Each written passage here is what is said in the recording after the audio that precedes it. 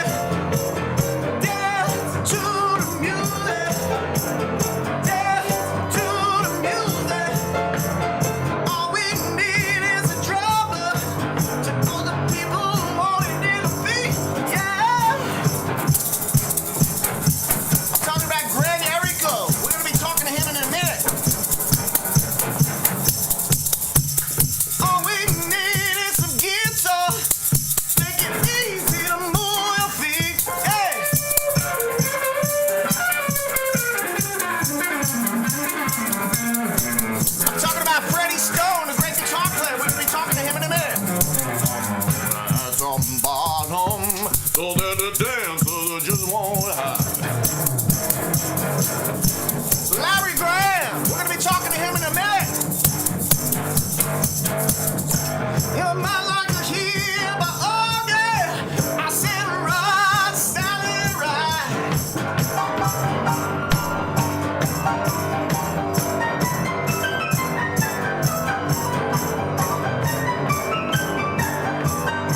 Are you with me? I've been here to hustle, city on the road.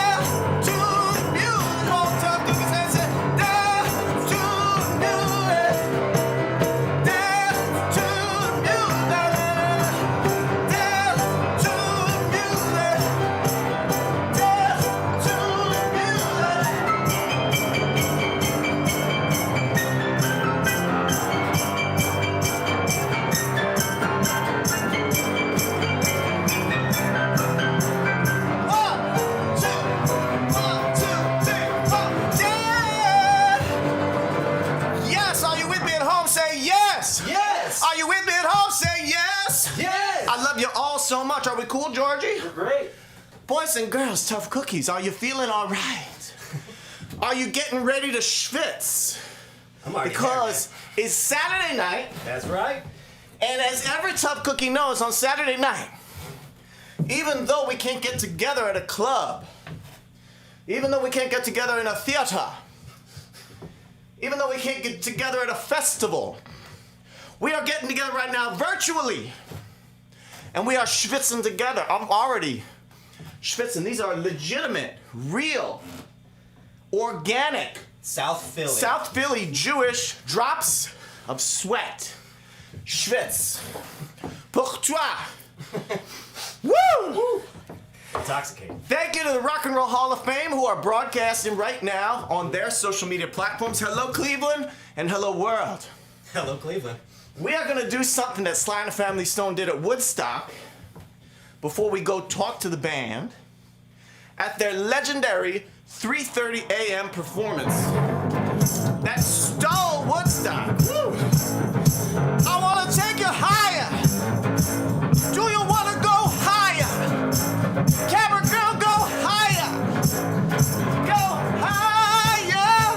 Woo! Higher. Higher. Higher.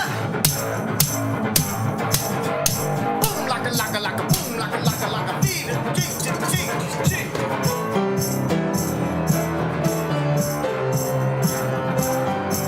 What's that?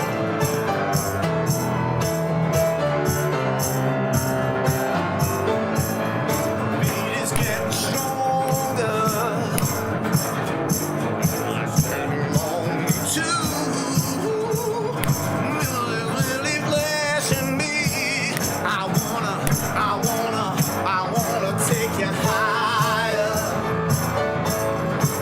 Wanna take you higher. Baby, light my fire. Wanna take you higher, yeah. Boom, like a boom, like a boom, like a.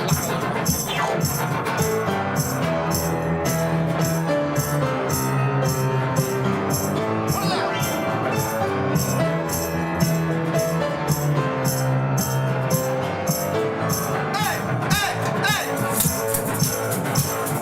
This is a cheese grater.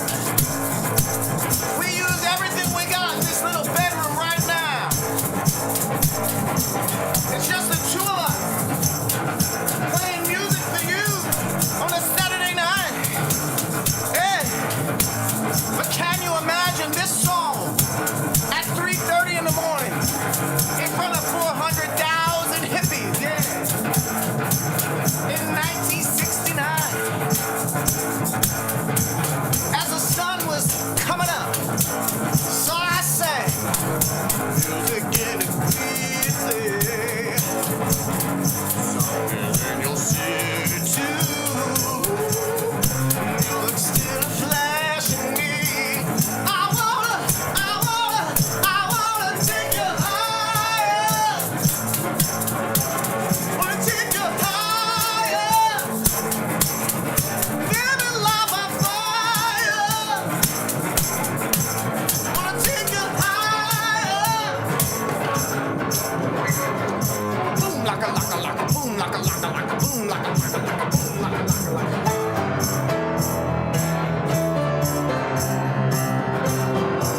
What's that? Last time.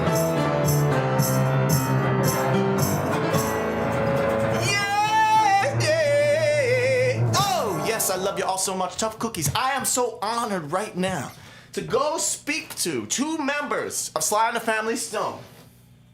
Jerry Martini, the OG horn man from San Francisco, who played saxophone and clarinet and accordion and so many different things, who helped put the band together.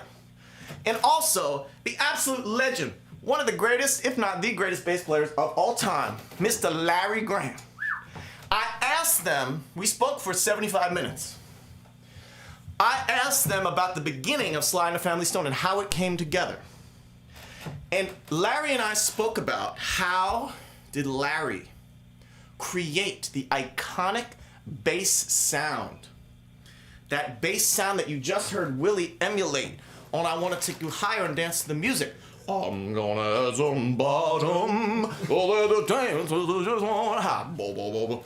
That fuzzy, plunky, forward, aggressive, rhythmic style that he calls thumping and plucking.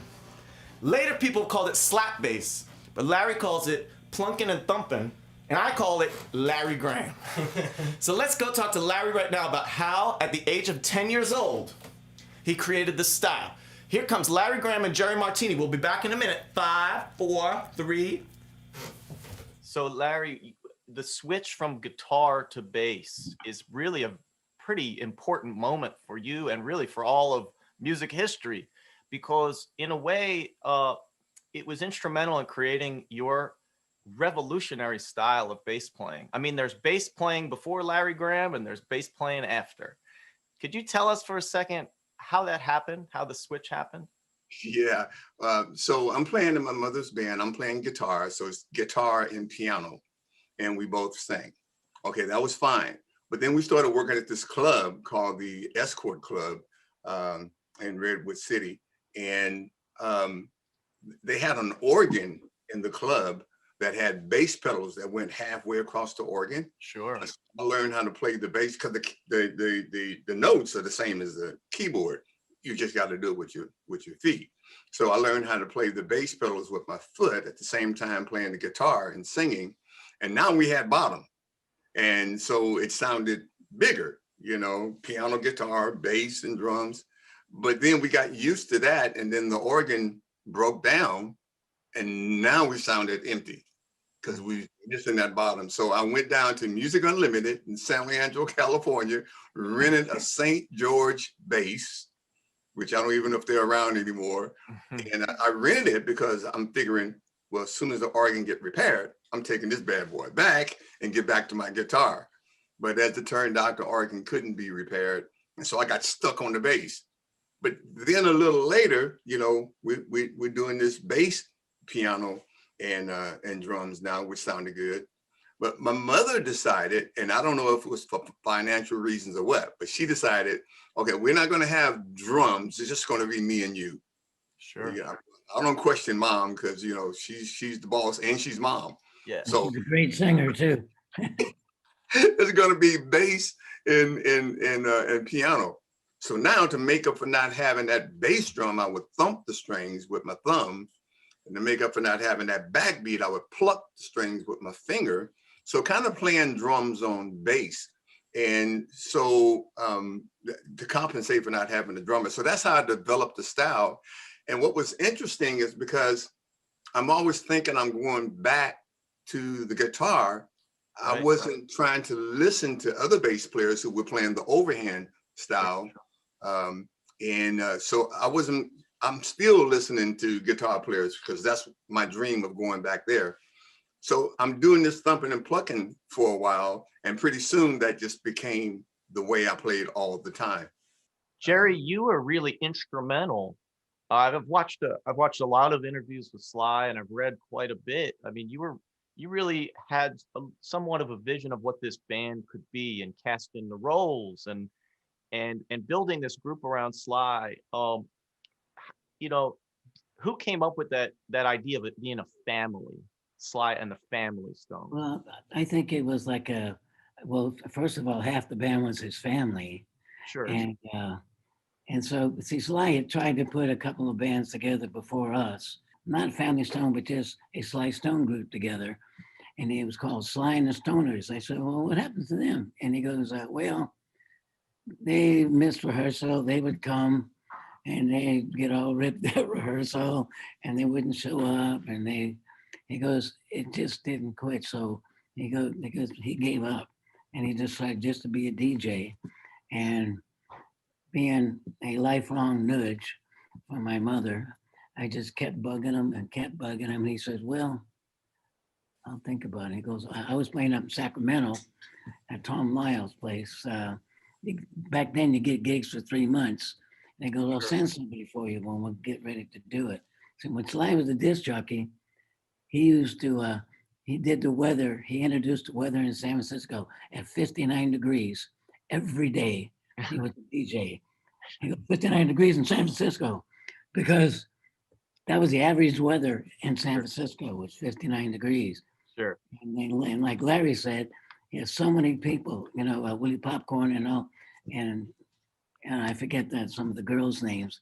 They were all regulars, and the board was right in front of him, and it was a swivel chair. He'd swivel around and play the keyboards. I told him one time, I said, you know what, man? Why don't you sing your show since you're doing that?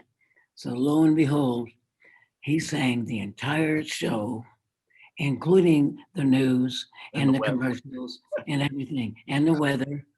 He played through the whole thing. And then when I was on my way to work, he used to talk to me. He goes, you know, and then that's how I found out he was doing that.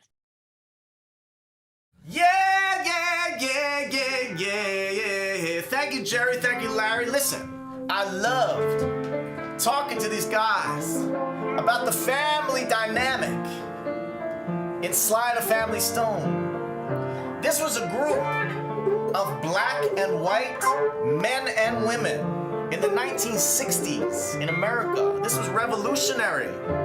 In fact, Larry told me that Bill Graham of the Fillmore West in San Francisco thought the group was too weird to book there. They had to go to New York first. It was revolutionary to be seen on television and on stage all singing together, like the family they were. I want to dedicate this next song to the great Rose Stone, Sly's sister, who is the only living member of the family Stone that we were not able to speak to. But she sang this song as a duet with her brother. Everybody knows this song. I want you to sing along. Hands up. It's a family affair. It's a family affair. It's a family affair. It's a family affair. One child grows up to be somebody that just loves to learn. Another child grows up to be somebody that just loves to burn. Mama loves both of them. You see, it's in the blood. Both kids, they love their mom. Love is thicker than blood. It's a family affair. It's a family affair. It's a family affair. It's a family affair. It's a family affair. Newlywed a year ago, but they're still checking each other out. Yeah. Nobody wants to blow, but nobody wants to be left out. Hey, you can't leave because your heart is there. You can't stay because you've been somewhere else. You can't cry because you look broke down, but you're crying away because you're all broke down. It's a family affair. It's a family affair. It's a family affair. It's a family affair. It's a family affair.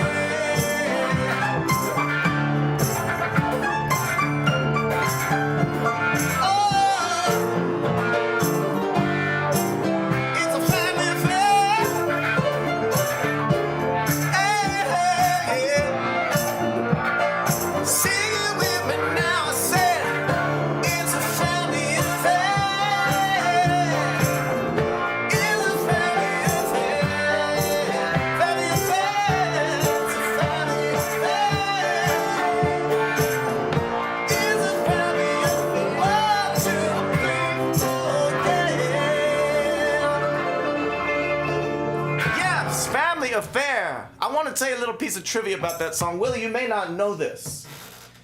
Try me. Sly Stone's vocal on the verses of that song, his vocal is one of my favorite vocal performances of all time.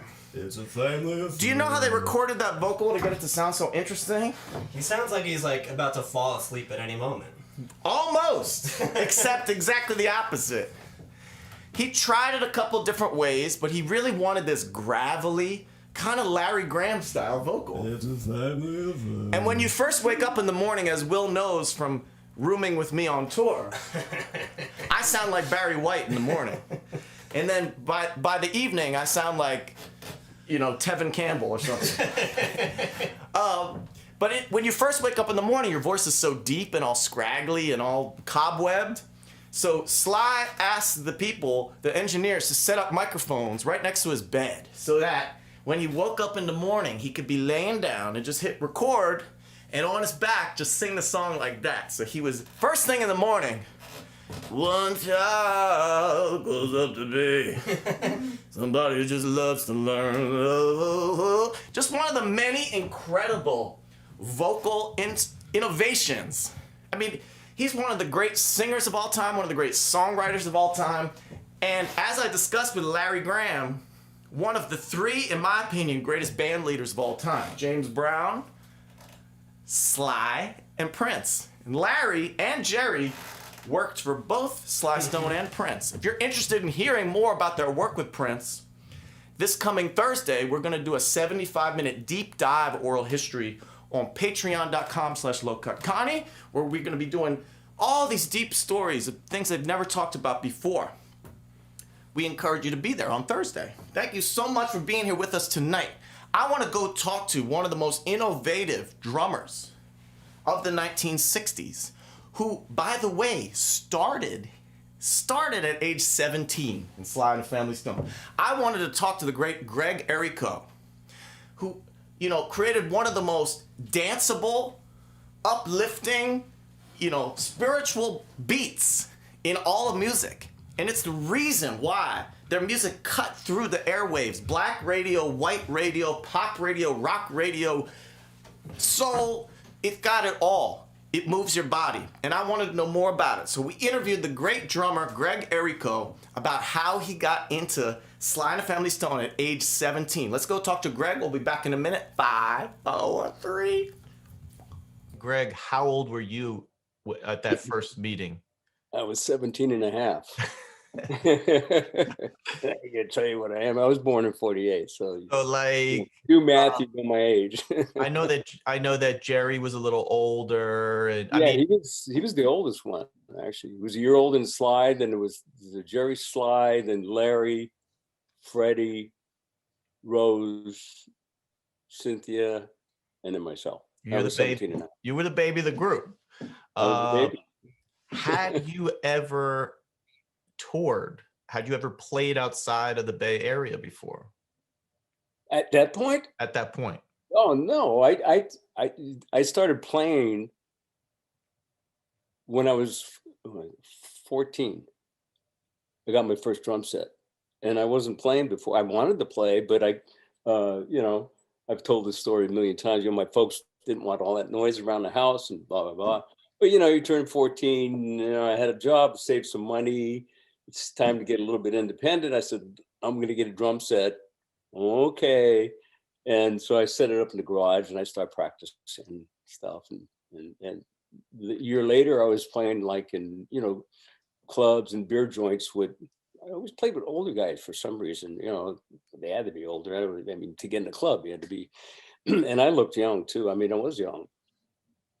And so I met Freddie by the time I was 16, Sly's brother, and we had a group for about a year called Freddie and the Stone Souls. Uh-huh. And then, Sly had made it a few attempts at putting the group together. It wasn't working out. And so he was going to make, this was, a planned effort. He had, okay, I'm going to get that person and so on and so forth. And literally the day that we started the group, I didn't know. I showed up at the house for a rehearsal for Freddie and I, for that group. And and when I walked in, Freddie and Sly were in the kitchen, and they were having something to eat. I said, well, where are the guys? Where's everybody? They go, well, we can start a new group today, you know. Are you in? And I said, okay, I'm here. Yeah. You know, it was just like really, you know, they were messing with me. And but of course I was in, and that's the day everyone showed up, and where, you know, I described it, we all kind of looked at each other, and this is going to be, it's going to be interesting. Did you have any issues with being underage at any point in the early days? None whatsoever. You know, they'd sneak me into the bars and stuff that, you know, first year and a half or whatever. And it never was a place, it was never a thing where we didn't play there, because no, they would make it work, we'd make it work. It was not a big deal. How did your family feel about you playing in the band, and then this sort of meteoric, or, you know, certainly after 2 years, you know, you guys were everywhere? How did they feel about it? Oh, at first is, you know, I mean, the same stuff, or, you know, they wanted me to be this or that, you know, do other things. But I was clearly very passionate about playing drums and music. And things happened so quick that, you know, they didn't even know what was going on before it was already happening. And so, but I got to say, this is a funny thing, you know, my father worked in restaurants. All the big restaurants in San Francisco downtown. And so he probably didn't at first talk about me. Oh, I think my son's playing drums. He's playing music somewhere. And probably kind of glimpsed over it. But so go up 2 years, I guess 68, early 68, you know, we did the Ed Sullivan Show.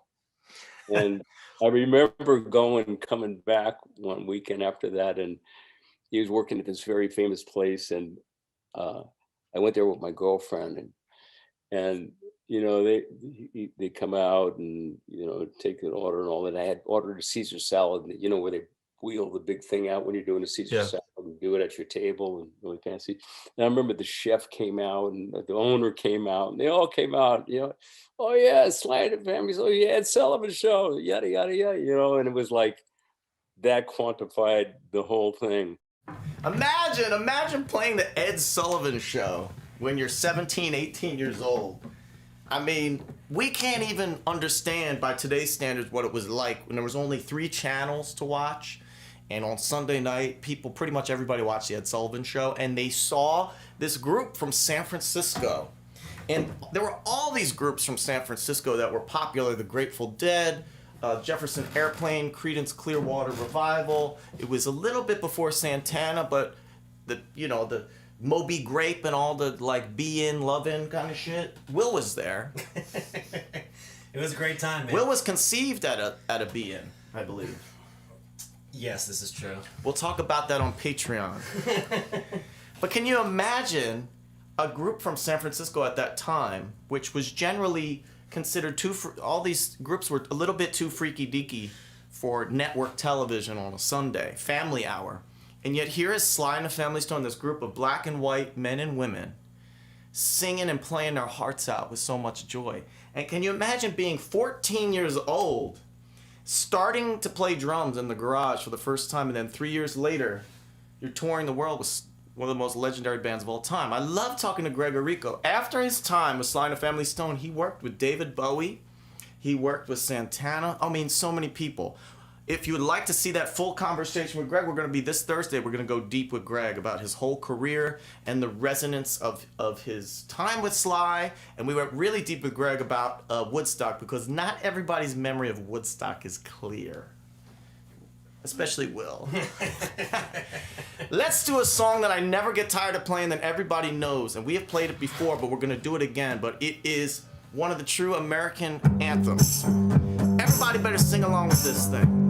Woo! Put your hands up!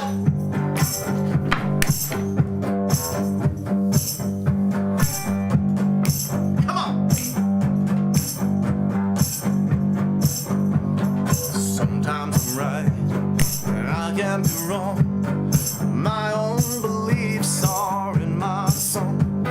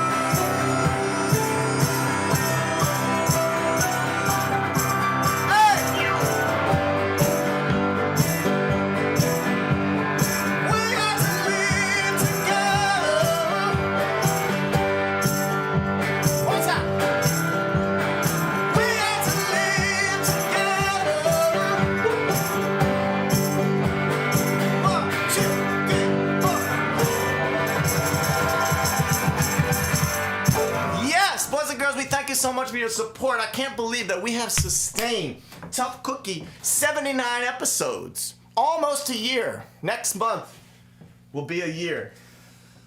We are making it through together. And look how this show, this little punky little, it's not even a garage show, it's a bedroom show. We're just in here in my spare bedroom. It's just me and Willie and Camera Girl and Georgie, duct tape and bubble gum. And you. Thank you all so much. Thank you for your support. These shows every Saturday night are free, live to the whole world. We appreciate your support. If you can afford it, only if you can. We appreciate the tips in the tip bucket at Venmo, PayPal, Cash App, only if you can. We also encourage you to support our good friends of the Rock and Roll Hall of Fame who helped us put this programming together. They have a virtual tip bucket that is in the comments right now. They also have virtual memberships where you can view hours and hours and hours of amazing archival performances from their whole 30-year history. Also, they have great merchandise. We have Tough Cookies merchandise. There's a lot of ways that you can get involved. This Thursday, we will be doing this deep dive with Sly and the Family Stone with more songs of Sly and deep conversations with all the band members about some very challenging topics. One of my favorite interviews I did for this was Sly's brother, Freddie. Freddie Stone, what a legend. The guitar player. The guitar player from Sly and the Family Stone, also a singer, incredible singer. Now, Freddie has been working as a pastor for 40 years in California.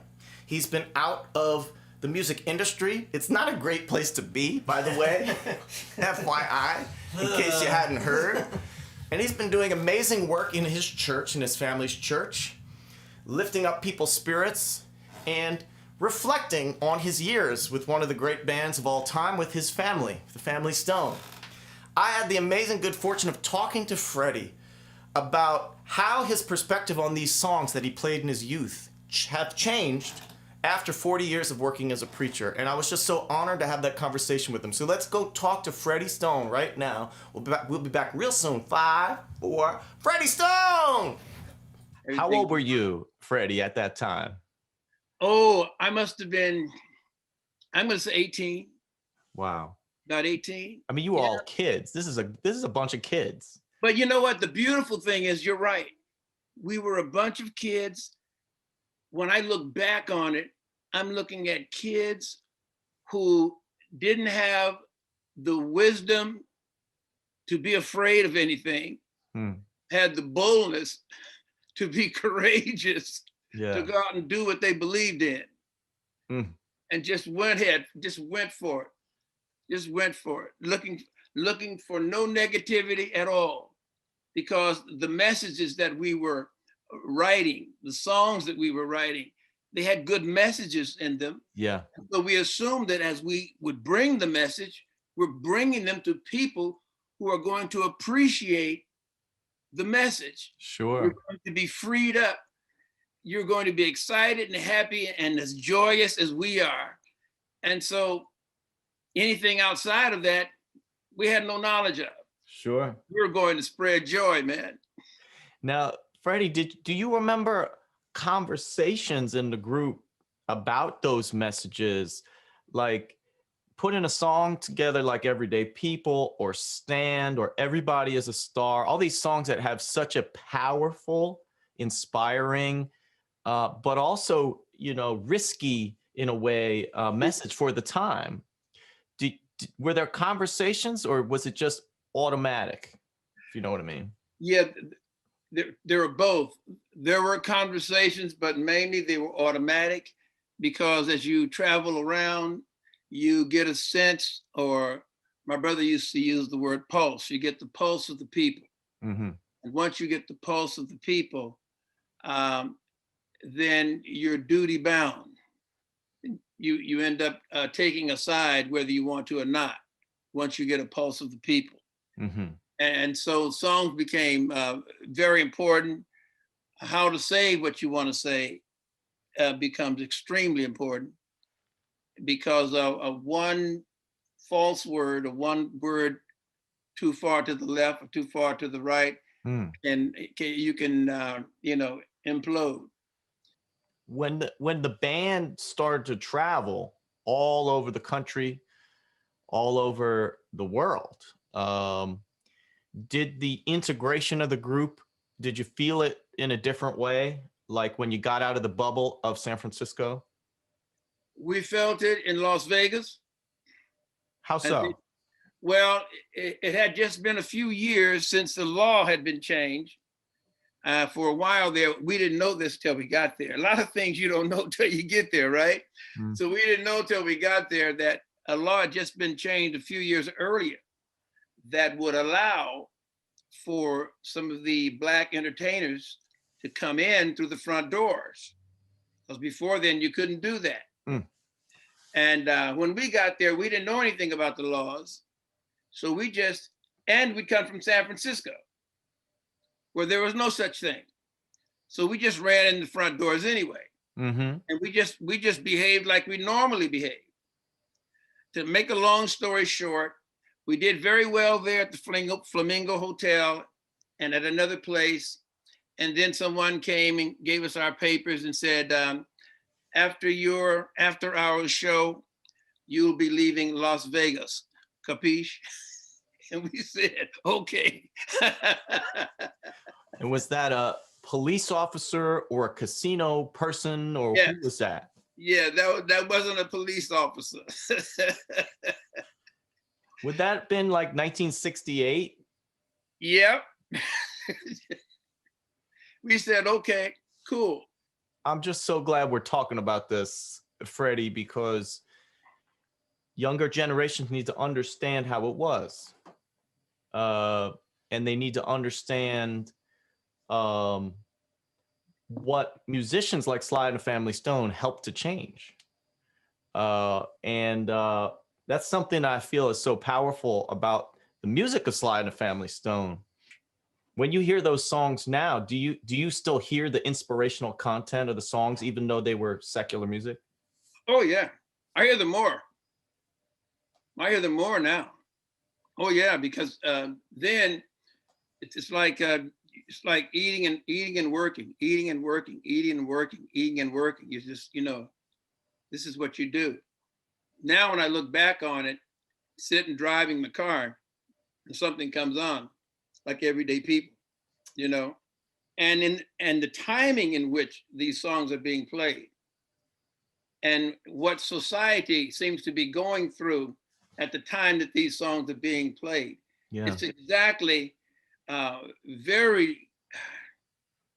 grateful that they thought this song would go with this protest or with this activism that's going forth, because that is what it was meant for. It's still, this past year, with all the challenges our country has been through, I have heard here in Philadelphia, I have heard at Black Lives Matter protests, I've heard Everyday People, I've heard Stand. These songs they feel like they were written 2 minutes ago. Thank you for letting me be myself. I never thought of it as an inspirational song, but it really is. Yes. Hey! Woo! Thank you, Freddie. Since we were talking about one of the great singles of Sly and the Family Stone, it's a song that everybody knows. I want you to put your hands up. Can you hear that bass part? That great Larry Graham clunking and thumping. Woo!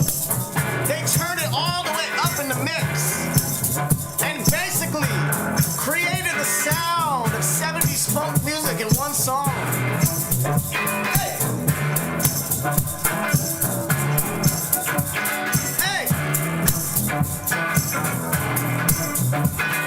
Looking at the devil without his gun. Fingers start shaking. I begin to run. Come on. Bullets start chasing.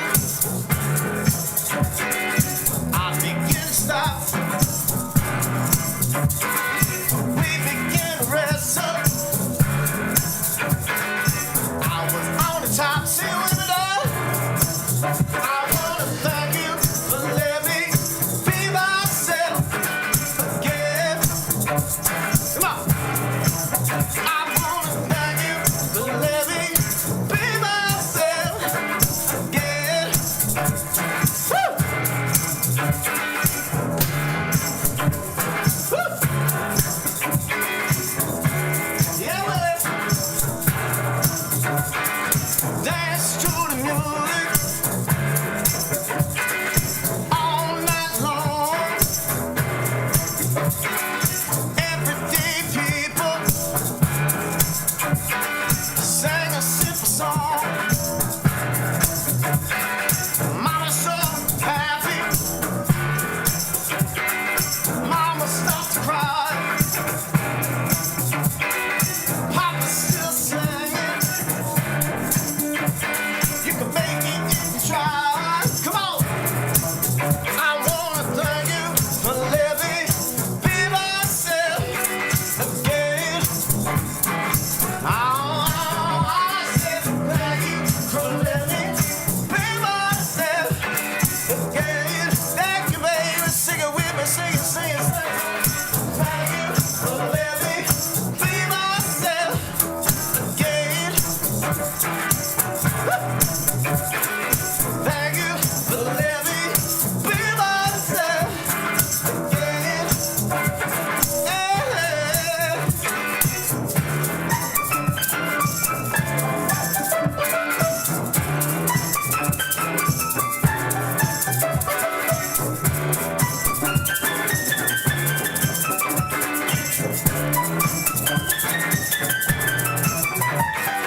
Thank you for letting me be myself again. Yeah, yeah, yeah, yeah, yeah. Thank you for letting me be myself. One, two, three, four. Hey!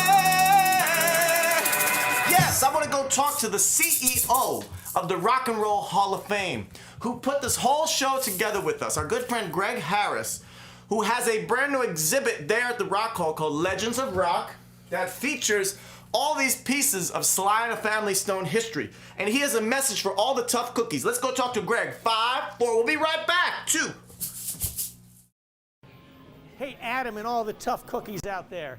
I'm standing here inside the Rock and Roll Hall of Fame in our Legends of Rock exhibit with none other than tonight's guest, Sly and the Family Stone. We're so honored to have them represented in our museum, inducted in 1993 by none other than George Clinton. And in George's induction speech, he said they are the baddest funk band ever, and that Sly is the greatest songwriter ever. So you're in good company loving this band, Adam, much like all of us. Standing here, I have a Freddie Stone outfit that he wore on the Midnight Special in 1973. Picture this crew coming into people's living rooms and blowing their minds. I know people were dancing.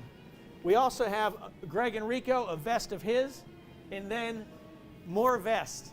This iconic Sly vest. This thing weighs like 100 pounds, and you can just picture him giving his all.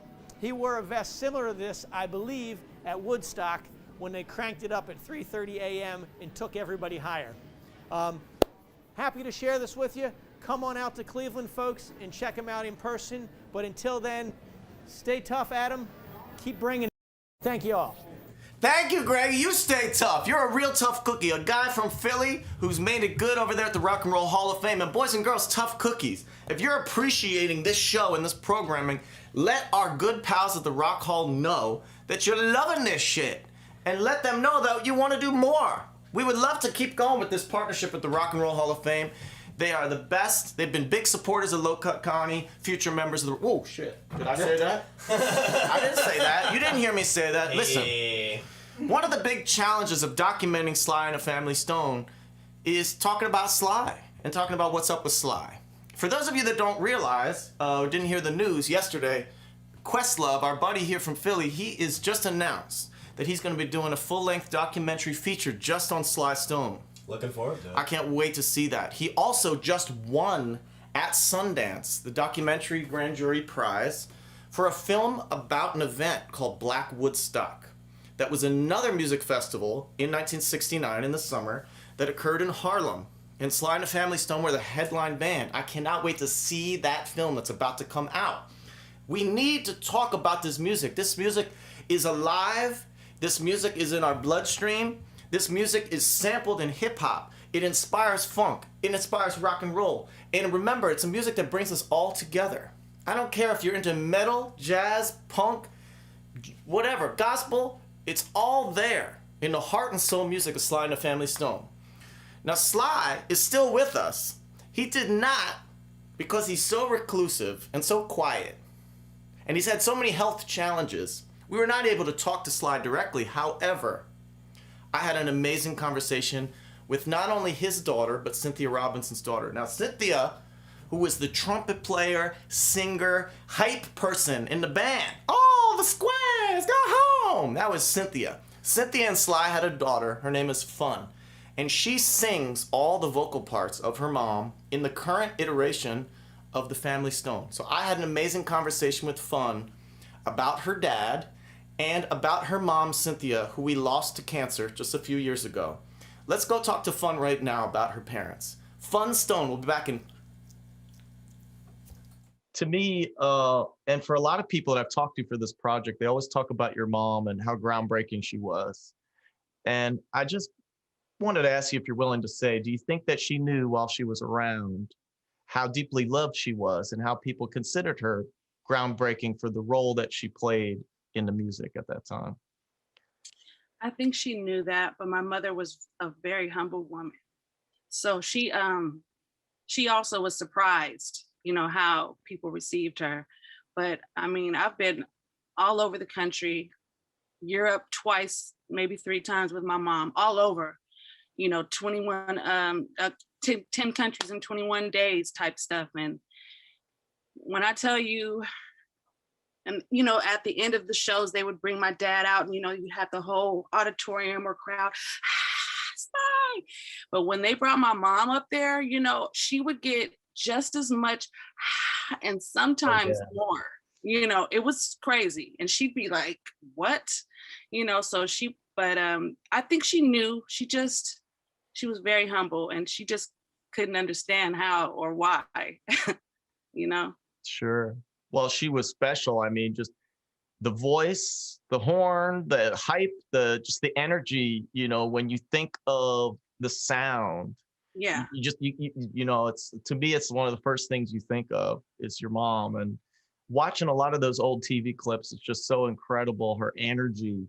And it's just, there was truly a magic that was happening with that group of individuals. And as short-lived, as many records as we got at that time, people are still analyzing to death every single inch of these records.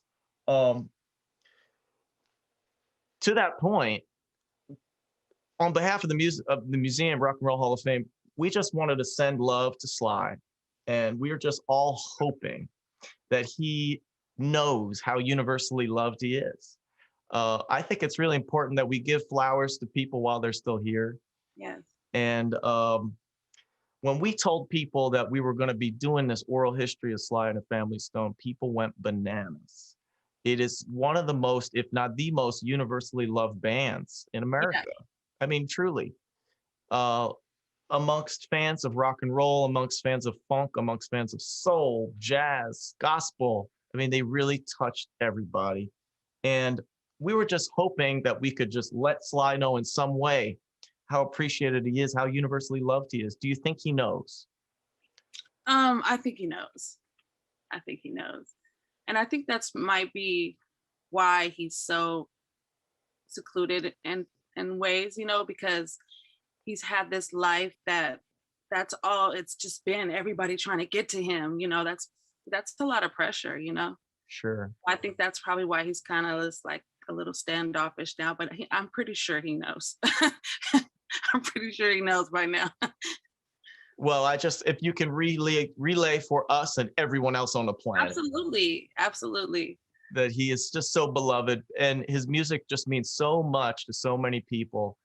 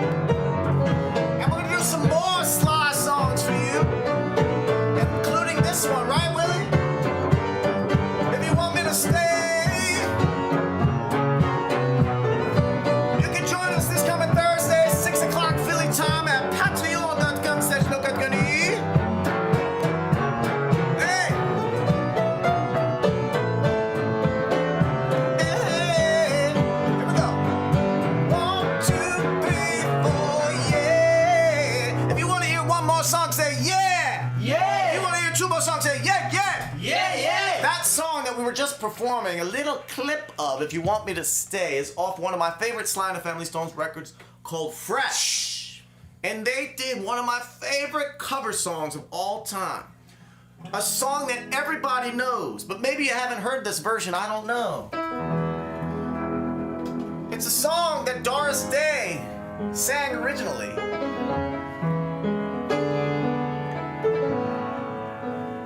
Woo!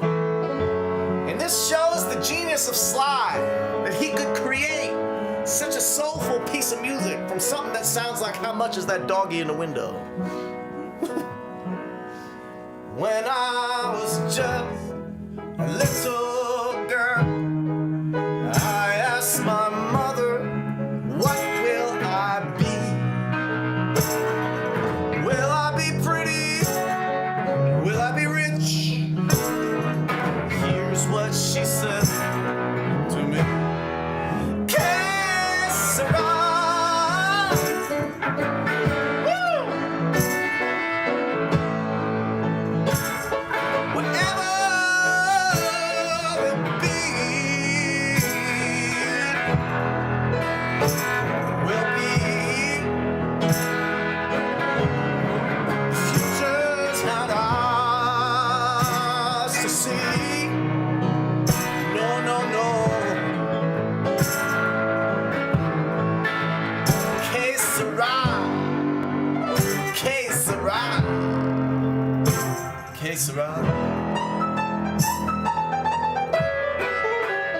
When I was older, asked my lover, what will it be? Will we have a rainbow day after day? Here's what my lover said to me. Lover, que sera? Answer. Whatever will be, it will be. Future's not ours to see. Tough cookie. Well, well, well. Que sera? Que sera? Que sera? Now I have children of my own, and they ask me, what will I be? Will I be handsome? Will I be rich? I tell them tenderly,